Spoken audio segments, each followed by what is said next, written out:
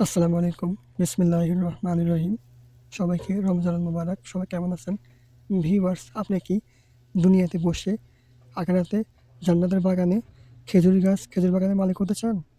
Viewers, দুনিয়ার লাভ, দুনিয়ার চিন্তা তো আমরা অনেকেই করি। কিন্তু দেখেন, আপনি যদি এই দুনিয়াতে বসে ছোট্ট একটা আমল দিয়ে জান্নাতের বাগানে খেজুর বাগানের মালিক হবেন ইনশাআল্লাহ। এটা কত বড় নিয়ামত, সৌভাগ্যের ব্যাপার।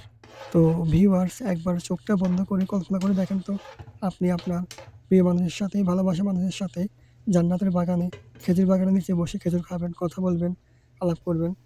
তো এই সৌভাগ্যটা কত বড় ব্যাপার! আলহামদুলিল্লাহ। দেখেন, তো খুবই ছোট্ট একটা আমল আছে যার মাধ্যমে আপনি দুনিয়াতে বসে জান্নাতে খেজুর বাগানের মালিক হতে পারবেন ইনশাআল্লাহ। তো আমলটি হচ্ছে সুবহানাল্লাহিল আযীম ওয়া বিহামদিহি। ভিউয়ার্স, জাস্ট ছোট্ট কয়েকটা কথা, কিন্তু এই কথাগুলোর গুরুত্বপূর্ণতা, তাৎপর্য কত বড়! ভিউয়ার্স, কোনো ব্যক্তি যদি একবার বলেন সুবহানাল্লাহিল আযীম ওয়া বিহামদিহি, আল্লাহ তাআলা ওই ব্যক্তির নামে জান্নাতের বাগানে একটি খেজুর গাছ রোপণ করেন। আলহামদুলিল্লাহ। এভাবে আপনি যদি ১০ বার বলেন, আপনি ১০টা গাছের মালিক হবেন। যদি ১০০ বার বলেন, আপনি ১০০টা গাছের মালিক হবেন ইনশাআল্লাহ।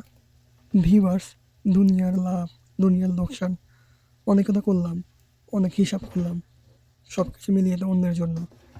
তো দেখেন, আমরা সবাই একদিন মরে যাব। আমাদের হিসাব হবে।